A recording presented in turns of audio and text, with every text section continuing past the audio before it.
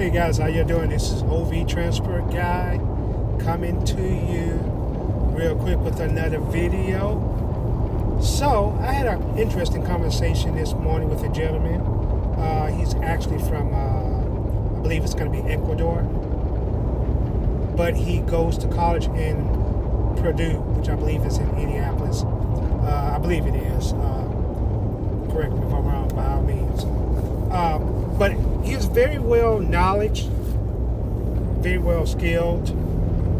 He clearly is one of those guys, while he's being educated in the area that he wants to go into, he's done some self-educating, meaning that he went out and did the work in terms of learning stuff. And the reason why I can say that is because we had discussions around politics.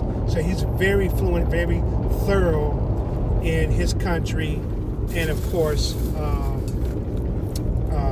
the areas in which he's going to school for. You know, it's cool to find people like that because it's very, very difficult at times, especially being a young man. Now, I told him, I said, you know, we had a discussion about the airport situation with TSA, that whole scenario.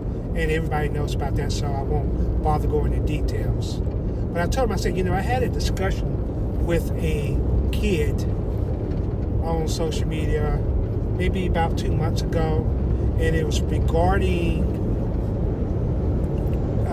ICE, just in general. Because from what I understand, ICE maybe start doing a lot of the pre-check stuff. I don't know exactly how all that works, but given in the situation we're in right now with the shutdown, you know, you guys, like I said, y'all aware about all of that. But just kind of get you guys up to speed for those that may not pay attention or may not know what's going on. But anyway, the discussion came basically, I had a discussion with this young man that asked me about the ICE situation because of everything that was going on, you know, prior to the government shutdown for this year.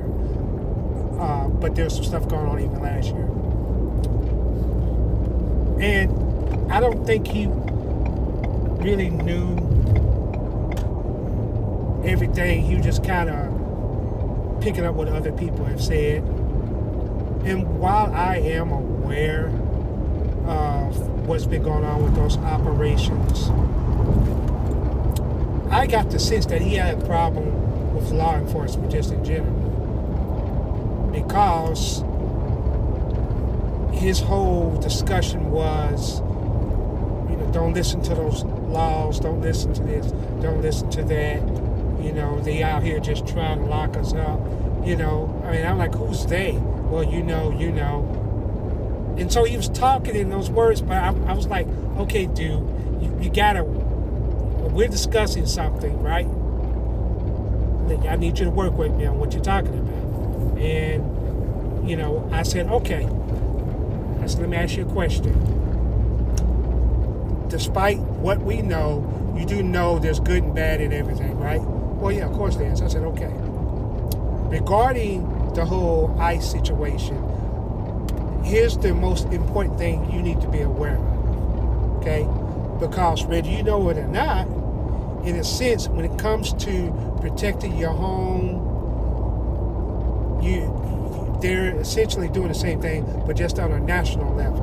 That's dismissing, that's not going into what's been going on. There's been good and bad on both sides. I'm not talking about that. I'm talking about in general.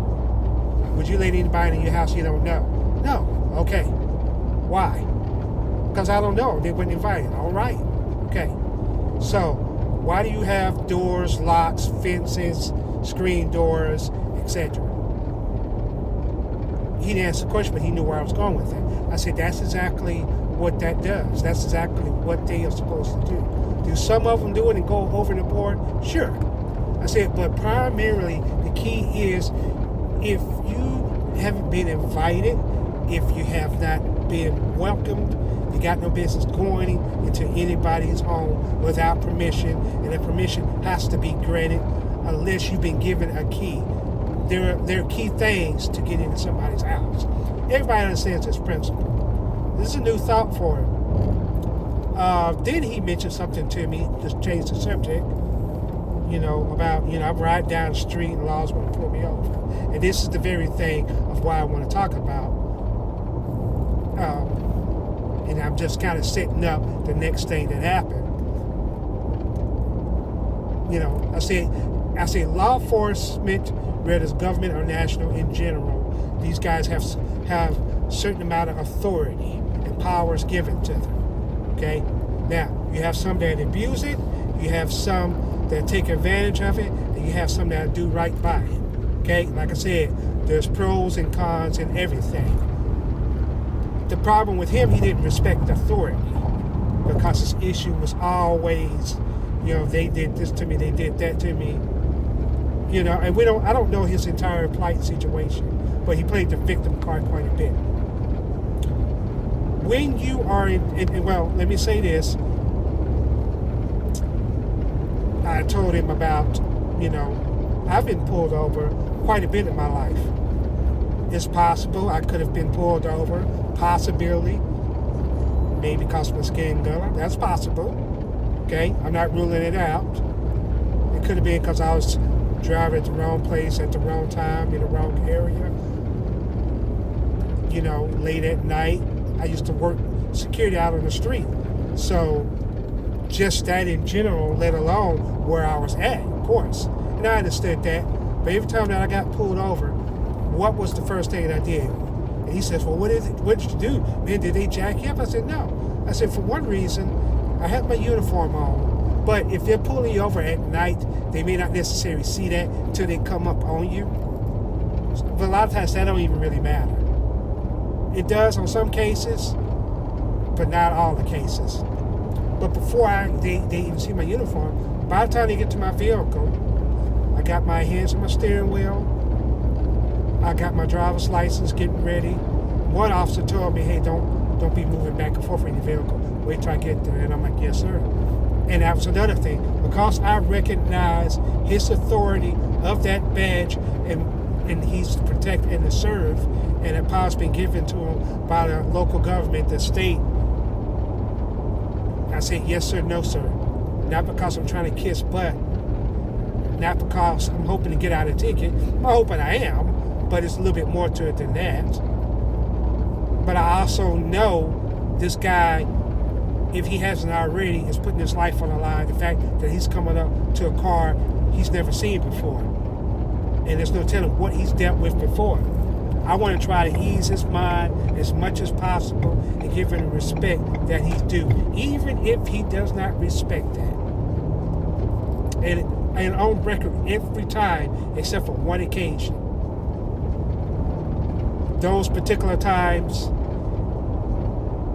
I didn't even get one ticket unless, very few times I did. Most of the time there were a warning, and then one particular ticket I got. But even with that situation, the guy didn't give me a hard time. And one reason why he didn't is because I saw him, and I got over really quick. I signaled, I got up, and so, he still gave me a ticket regardless, that particular time, But there's getting a ticket versus now they getting you out the car. Yeah, you might want to consider. And here's the thing: why did I get that ticket? Because I broke the law. I was speeding. Okay, it's law enforcement. So the idea is you're enforcing the law. They can show grace, or they can show you the penalty for breaking that law. Now, why am I saying this in terms of transportation, in area of business of what we do? Simply being, because more than likely this is going to happen to you. Continue on my next part 2 of this, because I'm going somewhere with this.